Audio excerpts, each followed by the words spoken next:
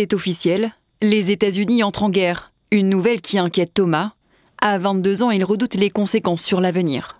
C'est un sujet qui me met un peu à cran parce que ce sont les pas concernés qui subissent et ça fait des conflits même au sein de notre pays. Il y a beaucoup de gens maintenant, ils sont en conflit par rapport à leur position.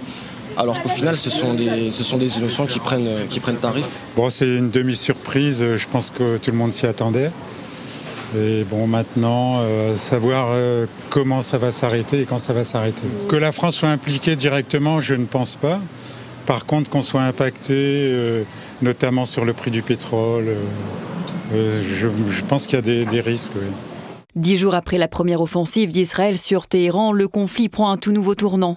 Malgré la distance avec notre territoire, les impacts à terme sont réels.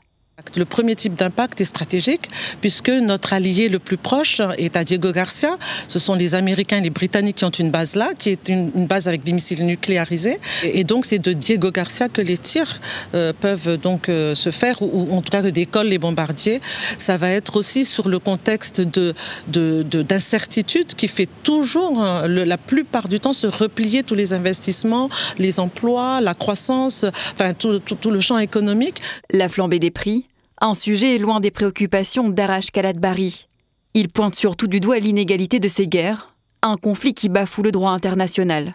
Déjà rappeler l'illégalité de l'action, c'est qu'on vient de mettre le dernier clou sur le cercueil du droit international. L'Europe est absent,